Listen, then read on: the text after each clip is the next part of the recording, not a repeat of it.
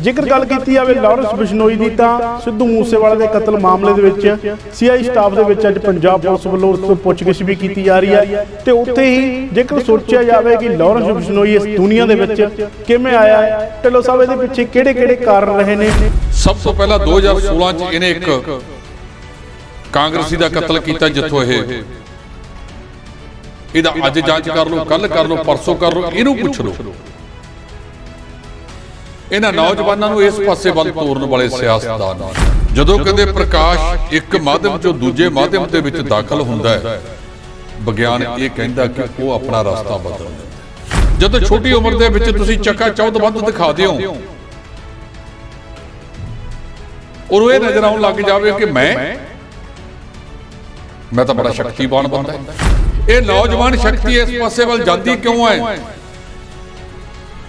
ਇਹਨਾਂ ਦੇ ਪਿੱਛੇ ਕਿਤੇ ਨਾ ਕਿਤੇ ਕੋਈ ਸਿਆਸਤਦਾਨ ਕੀ ਕਮੀ ਸੀ ਇਹਦੇ ਕੋਲ ਫਰੋਤੀਆਂ ਲੈਣ ਵਾਸਤੇ, ਜਿਹਦੇ ਕੋਲ 100 ਕਿੱਲਾ ਜ਼ਮੀਨ ਹੋਵੇ, ਪਰ ਹਾਲਾਤ ਬਣ ਜਾਂਦੇ ਨੇ। ਅੱਜ ਜਿੰਨੀਆਂ ਵਿਦਿਆਰਥੀ ਜਥੇਬੰਦੀਆਂ ਬਣੀਆਂ ਨੇ ਕਾਲਜਾਂ ਤੋਂ, ਉਹਦੇ ਵਿੱਚ ਕੋਈ ਸਮਾਂ ਹੁੰਦਾ ਸੀ ਇਹਦੇ ਵਿੱਚ ਕੋਈ ਸਿਆਸੀ ਦਖਲਅੰਦਾਜ਼ੀ ਨਹੀਂ ਸੀ ਹੁੰਦੀ।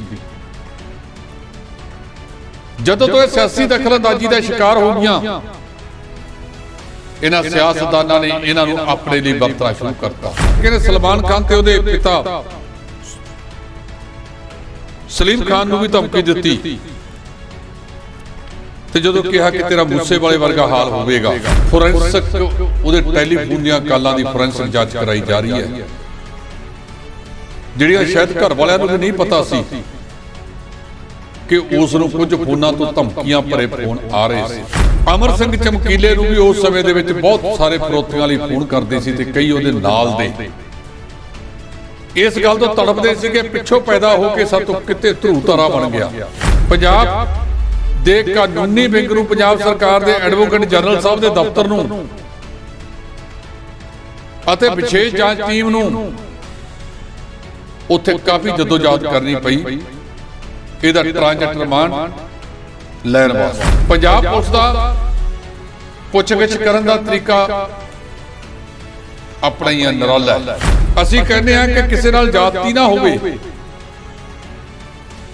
ਪਰ ਸਿੱਧੂ ਮੂਸੇਵਾਲਾ ਕੇਸ ਦੀ ਅਸਲੀਅਤ ਲੋਕ ਕਚਹਿਰੀ ਆਉਣੀ ਚਾਹੀਦੀ ਹੈ। ਪਰ ਇਹਨਾਂ ਸਿਆਸਤਦਾਨਾਂ ਨੇ ਨਾ ਖੜਕੂਵਾਦ ਤੋਂ ਸਬਕ ਸਿੱਖਿਆ, ਨਾ ਗੈਂਗਸਟਰੀ ਤੋਂ, ਤੇ ਨਾ ਨਕਸਲਾਈਟ। ਪਿਛਲੇ ਸਮਿਆਂ ਤੋਂ ਸੁਣਦੇ ਆ ਰਹੇ ਹਾਂ ਕਿ ਬਹੁਤ ਸਾਰੇ ਕੰਮ ਕਰਨਾ ਛੱਡਣਾ ਚਾਹੁੰਦੇ ਆ, ਪਰ ਕਹਿੰਦੇ ਉਹਨਾਂ ਨੂੰ ਛਡਾਇਆ ਨਹੀਂ ਜਾਂਦਾ ਕਿਉਂਕਿ ਦੁੱਕੀ ਪੰਜੀ ਉੱਥੋਂ ਤੱਕ ਜਾਂਦੀ ਹੈ। ਕੇਜਰੀਵਾਲ ਸਾਹਿਬ, ਜਿਹੜੀ ਸਰਕਾਰ ਬਣੀ ਆ ਪੰਜਾਬ ਦੇ ਵਿੱਚ, ਤੁਹਾਡੀ ਪਾਰਟੀ ਦੀ ਕੋਈ ਤੁਹਾਡੀ ਲੋਕਪ੍ਰਿਯਤਾ, ਹਰਮਨ ਪਿਆਰਤਾ ਨਹੀਂ, ਇਹ ਦੂਜਿਆਂ ਦੀ ਫੇਲੂਅਰ ਚੋਂ ਬਣੀ ਹੈ।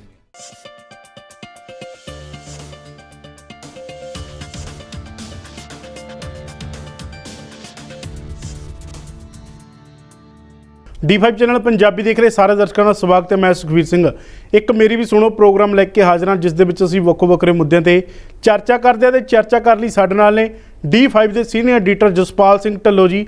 ਆਓ ਉਹਨਾਂ ਦਾ ਸਵਾਗਤ ਕਰ ਲਈਏ। ਸਤਿ ਸ਼੍ਰੀ ਅਕਾਲ ਪੰਗੂ ਸਾਹਿਬ। ਸਤਿ ਸ਼੍ਰੀ ਅਕਾਲ ਜੀ। ਜੇਕਰ ਗੱਲ ਕੀਤੀ ਜਾਵੇ ਲਾਰੈਂਸ ਬਿਸ਼ਨੋਈ ਦੀ ਤਾਂ ਸਿੱਧੂ ਮੂਸੇਵਾਲੇ ਦੇ ਕਤਲ ਮਾਮਲੇ ਦੇ ਵਿੱਚ ਸੀਆਈ ਸਟਾਫ ਦੇ ਵਿੱਚ ਅੱਜ ਪੰਜਾਬ ਪੁਲਿਸ ਵੱਲੋਂ ਉਸ ਤੋਂ ਪੁੱਛਗਿੱਛ ਵੀ ਕੀਤੀ ਜਾ ਰਹੀ ਹੈ ਤੇ ਉੱਥੇ ਹੀ ਜੇਕਰ ਸੋਚਿਆ ਜਾਵੇ ਕਿ ਲਾਰੈਂਸ ਬਿਸ਼ਨੋਈ ਇਸ ਦੁਨੀਆ ਦੇ ਵਿੱਚ ਕਿਵੇਂ ਆਇਆ ਹੈ, ਢਿੱਲੋਂ ਸਾਹਿਬ ਇਹਦੇ ਪਿੱਛੇ ਕਿਹੜੇ ਕਾਰਨ ਰਹੇ ਨੇ ਤੇ ਕੋਈ ਜੰਮਦਾ ਹੀ ਨਹੀਂ ਜਿਹੜਾ ਗੈਂਗਸਟਰ ਪੈਦਾ ਹੁੰਦਾ। ਅਕਸਰ ਇਹ ਵੀ ਗੱਲ ਕਹੀ ਜਾਂਦੀ ਹੈ, ਕਿਉਂ ਉਸ ਦੇ ਉੱਤੇ ਜਿਹੜੀ ਇੰਨੀ ਨੌਬਤ ਆਈ ਕਿ ਉਹ ਗੈਂਗਸਟਰ ਬਣਿਆ ਇੱਕ, ਤਾਂ ਅਜਿਹੀ ਦੁਨੀਆ ਦੇ ਵਿੱਚ ਕਿਉਂ ਉਤਰਿਆ ਜੀ? ਪੰਗੂ ਸਾਹਿਬ, ਜਿਹੜੀ ਬੱਚੇ ਦੀ ਉਮਰ ਹੁੰਦੀ ਹੈ, ਜਦੋਂ ਬੱਚਾ ਮੈਟ੍ਰਿਕ ਕਰਕੇ ਕਾਲਜ ਦੇ ਵਿੱਚ ਦਾਖਲਾ ਕਰਦਾ ਹੈ ਨਾ ਜੀ, ਤਾਂ ਮਾਹੌਲ ਦੇ ਵਿੱਚ ਤਬਦੀਲੀ ਆਉਂਦੀ ਹੈ। ਜਿਵੇਂ ਪ੍ਰਕਾਸ਼ ਦੀਆਂ ਕਿਰਨਾਂ ਬਾਰੇ ਕਿਹਾ ਗਿਆ, ਜਿਹਨੂੰ ਲਾਈਟ, ਜਦੋਂ ਕਹਿੰਦੇ ਪ੍ਰਕਾਸ਼ ਇੱਕ ਮਾਧਿਅਮ ਚੋਂ ਦੂਜੇ ਮਾਧਿਅਮ ਦੇ ਵਿੱਚ ਦਾਖਲ ਹੁੰਦਾ ਹੈ, ਵਿਗਿਆਨ ਇਹ ਕਹਿੰਦਾ ਕਿ ਉਹ ਆਪਣਾ ਰਸਤਾ ਬਦਲ ਲੈਂਦਾ ਹੈ। ਇਹਦਾ ਜਿਹੜਾ ਪਿੰਡ ਹੈ ਉਹ ਫਾਜ਼ਿਲਕਾ ਦੇ ਵਿੱਚ ਹੈ, ਧਾਰਾਂ ਵਾਲੀ। ਇੱਕ ਚੰਗੇ ਸਰਦੇ ਪੁੱਜਦੇ ਪਰਿਵਾਰ ਦੇ ਵਿੱਚ ਪੈਦਾ ਹੋਇਆ ਤੇ ਪਤਾ ਲੱਗਿਆ ਇਹਨਾਂ ਕੋਲੇ ਜ਼ਮੀਨ ਵੀ 100 ਕਿੱਲਿਆਂ ਤੋਂ ਵੱਧ ਹੈ। ਕਨਵੈਂਟ ਸਕੂਲ ਦਾ ਇਹ ਪੜ੍ਹਿਆ ਹੋਇਆ ਹੈ। ਘੋੜਿਆਂ ਵਗੈਰਾ ਦਾ ਵਪਾਰ ਛੋਟੀ ਉਮਰ ਦੇ ਵਿੱਚ ਤੇ ਘੋੜ ਸਵਾਰੀ ਇਹਦਾ ਸ਼ੌਕ ਸੀ। ਔਰ ਜਦੋਂ ਇਹ ਕਾਲਜਾਂ ਦੇ ਵਿੱਚ ਦਾਖਲ ਹੁੰਦਾ ਹੈ ਤਾਂ ਇਹਨੂੰ ਸੂਪੂ ਦਾ ਪ੍ਰਧਾਨ ਬਣਾਇਆ ਜਾਂਦਾ ਹੈ। ਅੱਜ ਕੱਲ੍ਹ ਇਹ ਤਿਹਾੜ ਜੇਲ੍ਹ 'ਚ ਸੀ। 2017 ਤੋਂ 31 ਸਾਲ ਦੀ ਉਮਰ ਹੈ ਸਾਰੀ। ਕਹਿੰਦੇ ਸਭ ਤੋਂ ਪਹਿਲਾਂ 2016 'ਚ ਇਹਨੇ ਇੱਕ ਕਾਂਗਰਸੀ ਦਾ ਕਤਲ ਕੀਤਾ, ਜਿੱਥੋਂ ਇਹਦਾ ਅੱਜ ਜਾਂਚ ਕਰ ਲਓ, ਕੱਲ ਕਰ ਲਓ, ਪਰਸੋਂ ਕਰ ਲਓ, ਇਹਨੂੰ ਪੁੱਛ ਲਓ। ਇਹਨਾਂ ਨੌਜਵਾਨਾਂ ਨੂੰ ਇਸ ਪਾਸੇ ਵੱਲ ਤੋਰਨ ਵਾਲੇ ਸਿਆਸਤਦਾਨ ਨੇ, ਜਿਹੜੇ ਆਪਣੇ ਮਫਾਦ ਲਈ ਇਹਨਾਂ ਲੋਕਾਂ ਨੂੰ ਇਸ ਅਪਰਾਧ ਦੀ ਦੁਨੀਆ ਵਿੱਚ ਧੱਕਦੇ ਆ। ਜਦੋਂ ਛੋਟੀ ਉਮਰ ਦੇ ਵਿੱਚ ਤੁਸੀਂ ਚੱਕਾ ਚੌਧ ਵੱਧ ਦਿਖਾ ਦਿਓ, ਉਹਨੂੰ ਇਹ ਨਜ਼ਰ ਆਉਣ ਲੱਗ ਜਾਵੇ ਕਿ ਮੈਂ ਤਾਂ ਬੜਾ ਸ਼ਕਤੀਵਾਨ ਬੰਦਾ ਹੈ।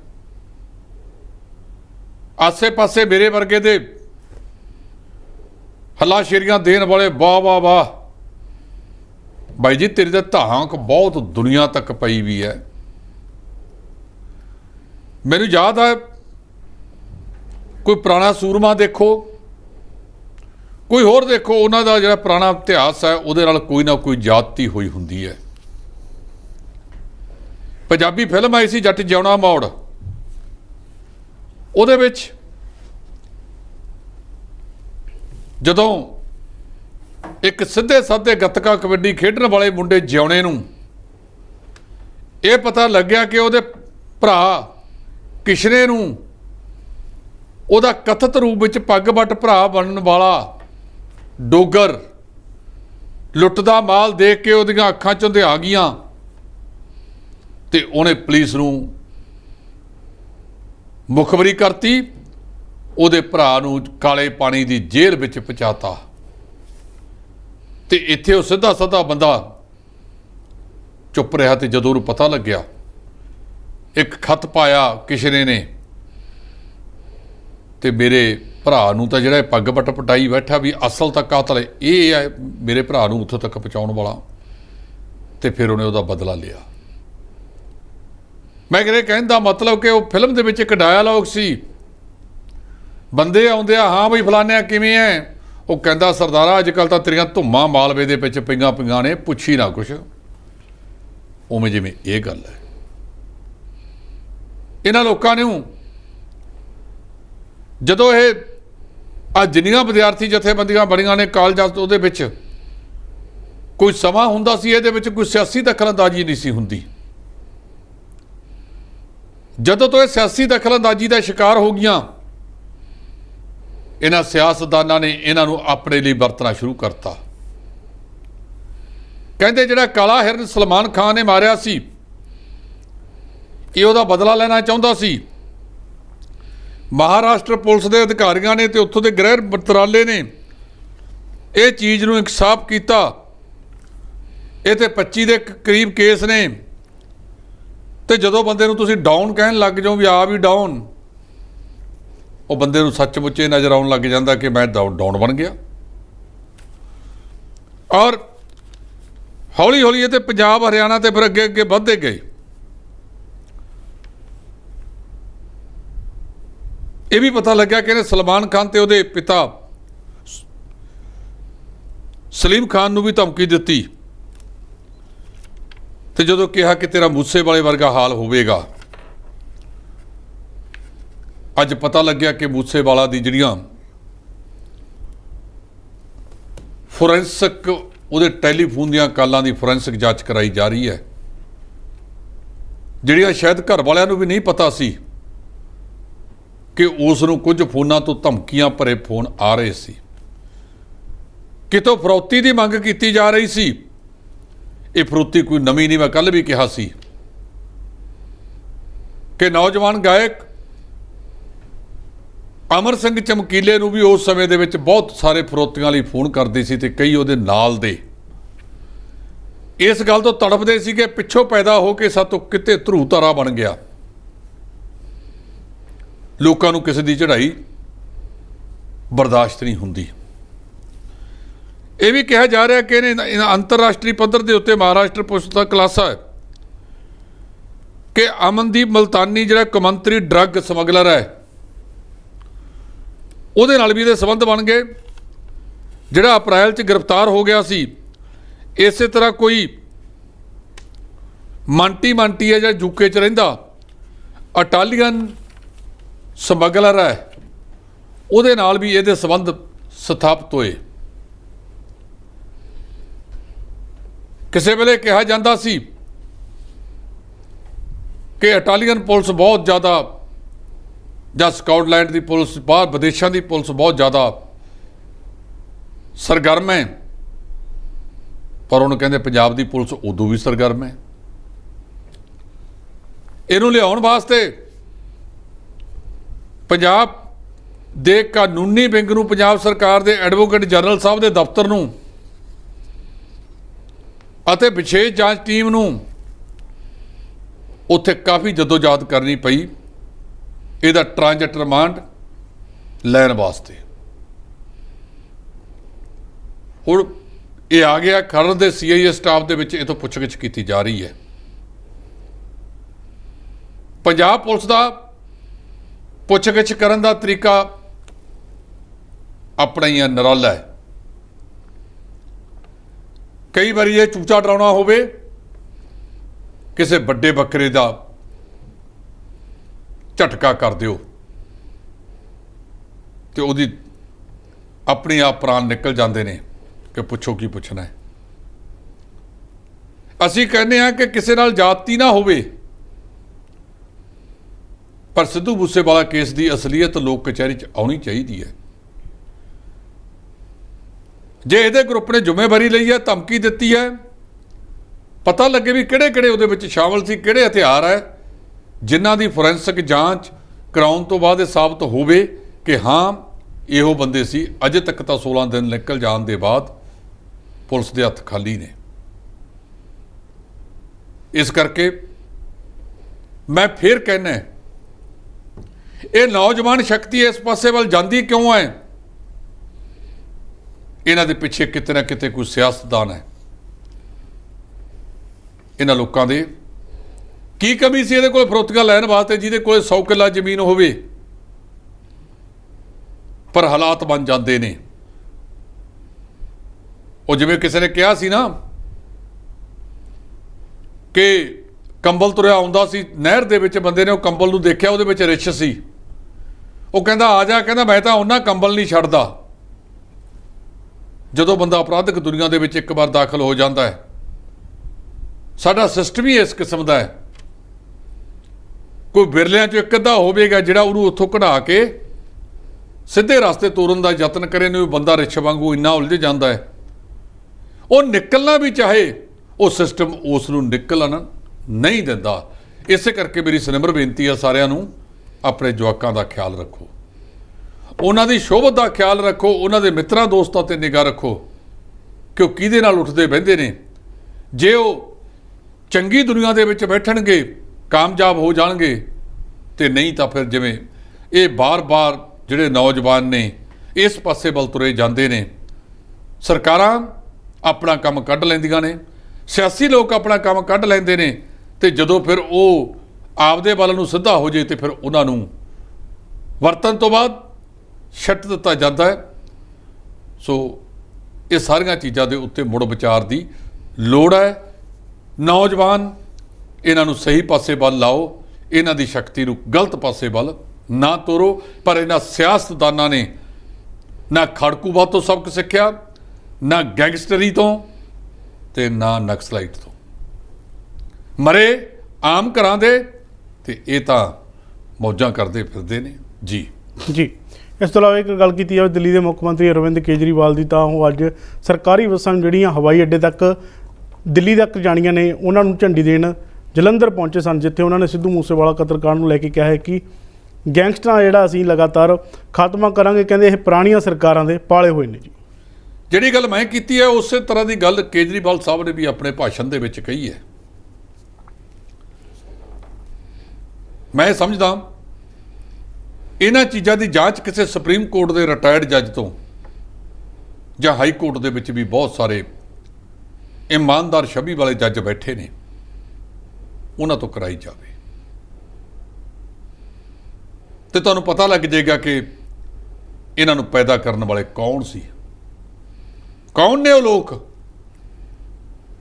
ਜਿਨ੍ਹਾਂ ਨੇ ਇਹਨਾਂ ਨੂੰ ਪੈਦਾ ਕੀਤਾ।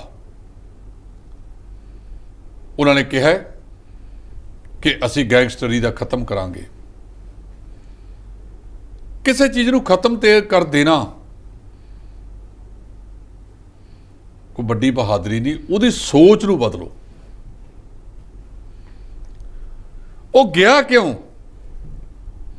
ਉਹ ਤੇ ਪਹਿਰਾ ਦਿਓ। ਬਹੁਤ ਸਾਰੇ ਲੋਕ ਅਜਿਹੇ ਤੁਹਾਨੂੰ ਸਾਹਮਣੇ ਆਏ ਮਿਲ ਜਾਣਗੇ ਜਿਨ੍ਹਾਂ ਦੀ ਪੁਲਿਸ ਨੇ ਧੱਕੇਸ਼ਾਹੀ ਦੇ ਨਾਲ ਬਾਰ-ਬਾਰ ਕੰਮ ਕਰਾਏ ਨੇ।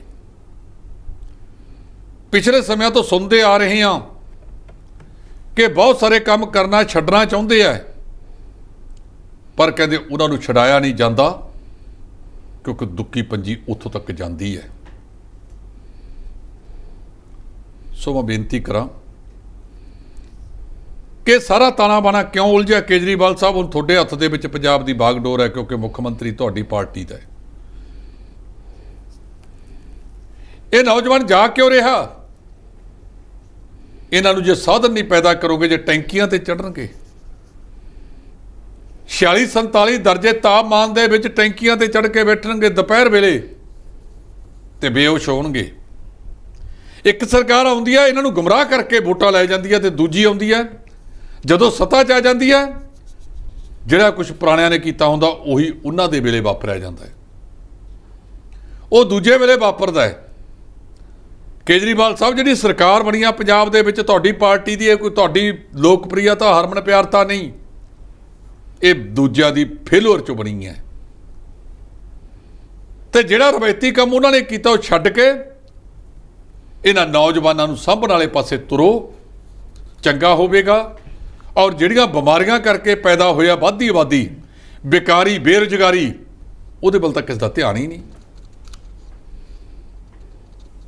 ਤੇ ਜੇ ਇਸੇ ਤਰ੍ਹਾਂ ਬੇਕਾਰੀ ਤੇ ਬੇਰੁਜ਼ਗਾਰੀ ਵੱਧਦੀ ਰਹਿ ਜਾਏਗੀ ਤੇ ਇਸ ਤਰ੍ਹਾਂ ਦੇ ਅਪਰਾਧ ਜਗਤ ਦੇ ਵਿੱਚ ਵੀ ਵਾਧੇ ਹੁੰਦੇ ਰਹਿਣਗੇ। ਜੀ, ਇਸ ਤੋਂ ਇਲਾਵਾ ਇੱਕ ਗੱਲ ਕੀਤੀ ਜਾਵੇ ਅਕਾਲ ਤਖਤ ਸਾਹਿਬ ਦੇ ਕਾਰਜਕਾਰੀ ਜਥੇਦਾਰ ਗਿਆਨੀ ਹਰਪ੍ਰੀਤ ਸਿੰਘ ਦੀ, ਤਾਂ ਉਹਨਾਂ ਨੇ ਸ਼੍ਰੀ ਹਰਗੋਬਿੰਦ ਸਿੰਘ ਜੀ ਦੇ ਪ੍ਰਕਾਸ਼ ਪੁਰਬ ਨੂੰ ਲੈ ਕੇ ਜਿਹੜੀ ਸਿੱਖ ਸੰਗਤ ਨੂੰ ਵਧਾਈ ਵੀ ਦਿੱਤੀ ਹੈ ਤੇ ਉੱਥੇ ਹੀ ਉਹਨਾਂ ਦਾ ਕਹਿਣਾ ਹੈ ਕਿ ਜੇਕਰ ਬੰਦੀ ਸਿੰਘਾਂ ਨੂੰ ਰਿਹਾ ਕਰਾਉਣਾ ਤਾਂ ਸਿੱਖ ਸੰਗਤ ਨੂੰ ਇਕਜੁੱਟ ਹੋਣ ਦੀ ਲੋੜ ਹੈ। ਜੀ ਜਦਰ ਸਾਹਿਬ, ਤੁਸੀਂ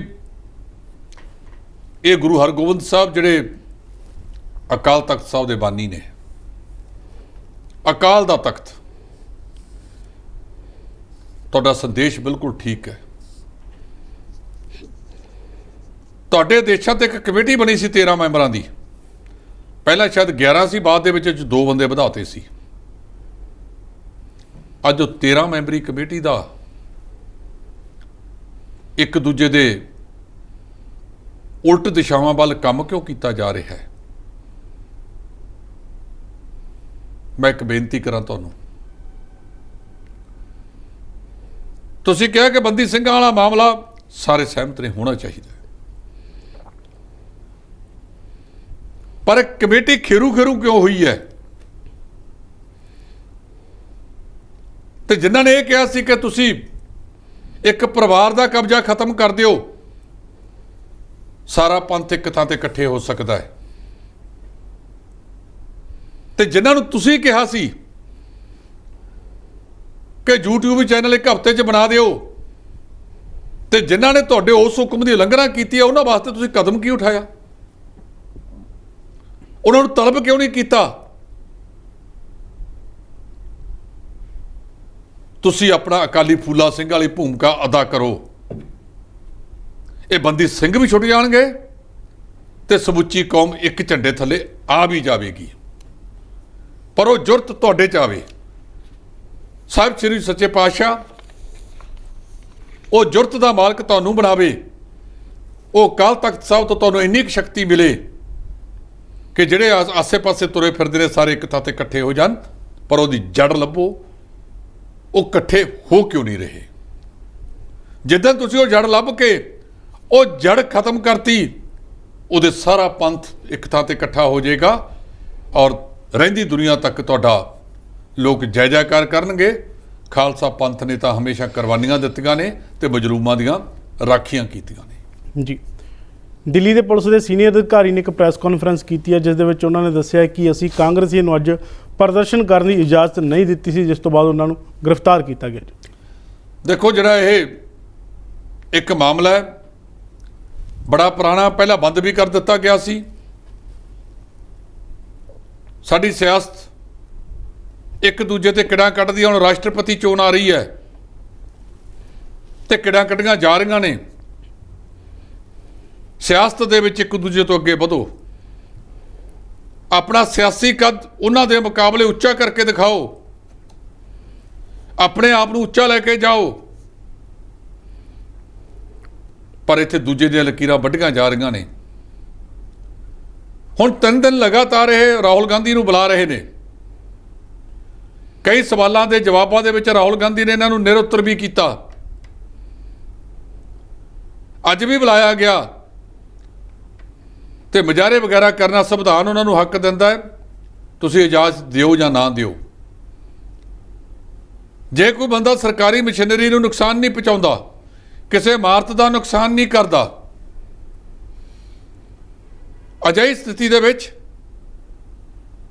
ਸੰਵਿਧਾਨ ਕਹਿੰਦਾ ਕਿ ਤੁਸੀਂ ਸ਼ਾਂਤੀਪੂਰਵਕ ਰਹਿ ਕੇ ਕੋਈ ਵੀ ਨਾਅਰੇਬਾਜ਼ੀ ਕਰ ਸਕਦੇ ਹੋ। ਤੇ ਹਾਲੇ ਕਿੰਨੇ ਕੁ ਦਿਨ ਇਹ ਰਾਹੁਲ ਗਾਂਧੀ ਨੂੰ ਬੁਲਾਈ ਜਾਣਾ, ਸੱਦੀ ਜਾਣਾ,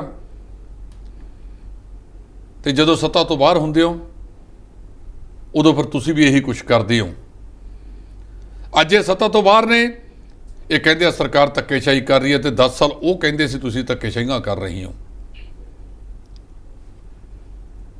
ਤੇ ਜਿਹੜਾ ਪੁਲਿਸ ਅਧਿਕਾਰੀ ਦਾ ਕਹਿਣਾ, ਅਸੀਂ ਇਹਨਾਂ ਨੂੰ ਇਜਾਜ਼ਤ ਨਹੀਂ ਦਿੱਤੀ ਸੀ, ਜਿਹਦੇ ਕਰਕੇ ਕਾਨੂੰਨ ਦੀ ਉਲੰਘਣਾ ਕਰਨ ਦੇ ਮਾਮਲੇ ਦੇ ਵਿੱਚ ਇਹਨਾਂ ਦੀਆਂ ਆਗੂਆਂ ਨੂੰ ਹਿਰਾਸਤ ਦੇ ਵਿੱਚ ਲੈ ਲਿਆ। ਇਹ ਹਿਰਾਸਤ ਦੇ ਵਿੱਚ ਪਹਿਲਾਂ ਵੀ ਲਏ ਗਏ ਸੀ, ਹੁਣ ਵੀ ਲੈ ਲਿਆ, ਤੇ ਇਹ ਬਾਅਦ ਦੇ ਵਿੱਚ ਛੱਡ ਦਿੰਦੇ ਨੇ। ਜਿਹੜਾ ਦੇਸ਼ ਦੇ ਵਿੱਚ ਅਸਲੀ ਸਮੱਸਿਆਵਾਂ ਤੋਂ ਧਿਆਨ ਭਟਕਾਇਆ ਜਾ ਰਿਹਾ ਹੈ, ਲੋਕਾਂ ਦੀ ਨਿੱਤਾ ਪ੍ਰਤੀ ਦੀ ਮਹਿੰਗਾਈ ਦੀ ਦਰ ਰਿਕਾਰਡ ਤੋੜ ਗਈ, ਡਾਲਰ ਮਹਿੰਗਾ ਹੋ ਗਿਆ, ਰੁਪਈਆ ਘਟ ਗਿਆ, ਤੇ ਉਸ ਪਾਸੇ ਵੱਲ ਤੁਹਾਡਾ ਧਿਆਨ ਕਿਉਂ ਨਹੀਂ ਤੁਹਾਡੇ ਹੁਕਮਰਾਨਾਂ ਦਾ? ਫੂਸੀ ਮੰਡੇ ਪਕਾ ਰਹੇ ਹੋ ਬਿਨਾਂ ਕਿਸੇ ਆਧਾਰ ਦੇ ਉੱਤੇ, ਤੇ ਜਿਹੜੇ ਉੱਥੇ ਕਰ ਕਰਕੇ ਬਜਟ ਆ, ਉਹ ਬਜਟ ਹੁਣ ਗਰਮ ਰੁੱਤ ਸੈਸ਼ਨ ਸ਼ੁਰੂ ਹੋਣਾ, ਕਹਿੰਦੇ 18 ਤੋਂ ਕਰਨਾ ਇਹਨਾਂ ਨੇ। ਇਹ ਆਪਣੇ ਆਪ ਦੇ ਵਿੱਚ ਜੇ ਮਹਿੰਗਾਈ ਤੋਂ ਕਾਬੂ ਨਹੀਂ ਆ ਰਹੀ, ਡਾਲਰ ਮਹਿੰਗਾ, ਰੁਪਈਆ ਟੁੱਟ ਰਿਹਾ ਹੈ, ਤੇ ਉਹਦੇ ਲਈ ਜ਼ਿੰਮੇਵਾਰ ਕੌਣ ਹੈ? ਇੱਕ ਦੂਜੇ ਨੂੰ ਨਾ ਦੋਸ਼ ਦਿਓ। ਸੋ ਕਿਰਪਾ ਕਰੋ, ਜਿਹੜੀਆਂ ਦੇਸ਼ ਦੀਆਂ ਅਸਲ ਸਮੱਸਿਆਵਾਂ ਨੇ ਉਸ ਪਾਸੇ ਵੱਲ ਤੁਰੋ। ਕੋਈ ਗਰੀਬ ਨੂੰ ਰਾਹਤ ਦਿਓ, ਉਹਨੂੰ ਰੋਟੀ ਸਸਤੀ ਮਿਲ ਜੇ, ਉਹਨੂੰ ਰੁਜ਼ਗਾਰ ਮਿਲ ਜੇ। ਕੇਂਦਰ ਵਾਲਿਓ ਜਾਂ ਰਾਜਾਂ ਵਾਲਿਓ, ਸਾਨੂੰ ਕਿਰਤ ਕਰਨੀ ਸਿਖਾਓ, ਮੁਕਤਖੋਰੀ ਨਹੀਂ। ਇਹਨਾਂ ਨੂੰ ਇੱਕ ਢੰਗ ਲੱਭ ਗਿਆ ਕਿ ਲੋਕਾਂ ਨੂੰ ਮੁਕਤਖੋਰੀ 'ਚ ਉਲਝਾ ਦਿਓ, ਘੁੰਮਣ ਘੇਰੀ 'ਚ, ਤੇ ਆਪ ਰਾਜ ਕਰੀ ਚੱਲੋ। ਰਾਜਾਂ ਦੇ ਖਜ਼ਾਨੇ ਚੂੰਡੀ ਜਾਓ ਤੇ ਘਰਾਂ ਦੀਆਂ ਹਵੇਲੀਆਂ ਭਰੀ ਜਾਓ। ਇੱਕ ਬਸ ਕਰੋ, ਬਹੁਤ ਹੋ ਗਿਆ। Access of everything is bad. ਜਦੋਂ ਅੱਤ ਹੋ ਜੇ ਤੇ ਫਿਰ ਅੰਤ ਹੋਇਆ ਕਰਦਾ ਹੈ। ਲੋਕ ਬੜਾ ਚਿਰ ਬਰਦਾਸ਼ਤ ਨਹੀਂ ਕਰਦੇ। ਇਹ ਤਮੱਚੜ ਨਾ ਪਾਓ। ਇਹ ਦੇਸ਼ ਹੈ, ਦੇਸ਼ ਕੋ ਦੇਸ਼ ਰਹਿਣੇ ਦਿਓ। ਜੀ, ਪੂਰੇ ਵਿਸ਼ਵ ਦੇ ਵਿੱਚ ਆਪਣਾ ਨਾਮ ਚਮਕਾਉਣ ਵਾਲੇ ਸਿੱਧੂ ਮੂਸੇਵਾਲਾ ਨੂੰ ਲਗਾਤਾਰ ਜਿਹੜਾ ਵਿਦੇਸ਼ਾਂ ਦੇ ਵਿੱਚ ਵੀ ਯਾਦ ਕੀਤਾ ਜਾ ਰਿਹਾ ਤੇ ਪੰਜਾਬ ਦੇ ਵਿੱਚ ਵੀ ਯਾਦ ਕੀਤਾ ਜਾ ਰਿਹਾ, ਤੇ ਉੱਥੇ ਹੀ ਪਾਕਿਸਤਾਨ ਦੇ ਵਿੱਚ ਟਰੱਕਾਂ ਦੇ ਪਿੱਛੇ ਉਹਨਾਂ ਦੀ ਤਸਵੀਰ ਲਗਾਈ ਜਾ ਰਹੀ ਹੈ। ਉਹ ਇਕੱਲਾ ਪਾਕਿਸਤਾਨ ਨਹੀਂ, ਪੂਰੇ ਵਿਸ਼ਵ ਦੇ ਮੁਲਕਾਂ ਦੇ ਵਿੱਚ ਸਿੱਧੂ ਮੂਸੇਵਾਲਾ ਦਾ ਇੱਕ ਵਿਸ਼ੇਸ਼ ਨਾਂ ਬਣਿਆ। ਇਸੇ ਕਰਕੇ ਤਾਂ ਕਹਿੰਦੇ ਆ ਕਿ ਬਿਊਟੀ ਸ਼ਾਰਟ ਲਿਵਡ, ਸੁੰਦਰਤਾ ਦੀ ਬਹੁਤਾ ਲੰਬਾ ਜੀਵਨ ਨਹੀਂ ਹੁੰਦਾ।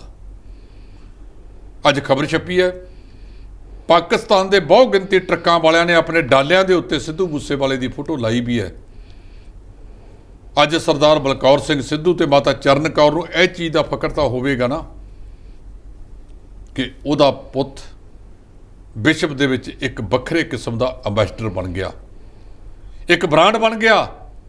ਉਹ ਬ੍ਰਾਂਡ ਬਣ ਗਿਆ ਜਿਹੜਾ ਬ੍ਰਾਂਡ ਹਰ ਵੇਲੇ ਲੋਕਾਂ ਦੇ ਮਨਾਂ 'ਚ ਉਹਦੀ ਤਸਵੀਰ ਇਸੇ ਤਰ੍ਹਾਂ ਉਕਰੀ ਰਹੇਗੀ। ਪੰਜਾਬ ਦੀ ਫੈਕਟਰੀ ਲਈ ਹਿਮਾਚਲ ਦੇ ਰੁਜ਼ਗਾਰ ਦਫ਼ਤਰ ਦੇ ਵਿੱਚ ਜਿਹੜੀ ਇੰਟਰਵਿਊ ਹੋ ਰਹੀ ਹੈ ਜੀ, ਇਹ ਰੋਪੜ ਦੀ ਇੱਕ ਨਿੱਜੀ ਖੇਤਰ ਦੀ ਫੈਕਟਰੀ ਹੈ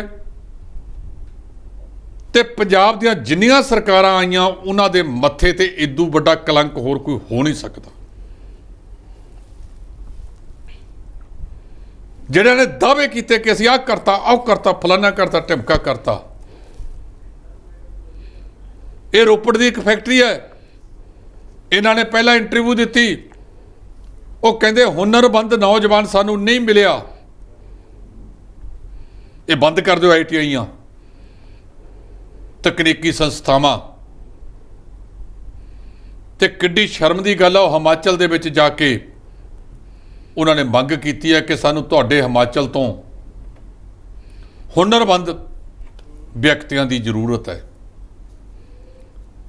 ਉਹ ਫੈਕਟਰੀ ਵਾਲੇ ਗਲਤ ਕਹਿੰਦੇ ਹੈ ਜਾਂ ਸੱਚਮੁੱਚ ਉਹਨਾਂ ਨੂੰ ਪੰਜਾਬ ਦੇ ਵਿੱਚੋਂ ਨੌਜਵਾਨ ਨਹੀਂ ਮਿਲਿਆ?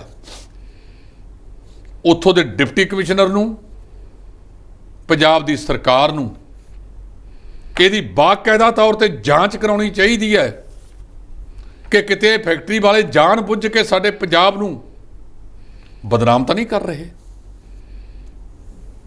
ਕਿ ਉਹਨਾਂ ਨੂੰ ਪੰਜਾਬ ਦੇ ਵਿੱਚੋਂ ਹੁਨਰਮੰਦ ਵਿਅਕਤੀ ਮਿਲੇ ਹੀ ਨਹੀਂ। ਇਹ ਬਕਾਇਦਾ ਜਾਂਚ ਦਾ ਵਿਸ਼ਾ ਹੈ, ਇਹਦੇ ਵਿੱਚ ਜਾਂਚ ਹੋਵੇ। ਜੇ ਫੈਕਟਰੀ ਵਾਲੇ ਗਲਤ ਬੋਲ ਕੇ ਸਾਡੇ ਪੰਜਾਬ ਨੂੰ ਬਦਨਾਮ ਕਰਦੇ, ਕਾਰਵਾਈ ਕੀਤੀ ਜਾਵੇ।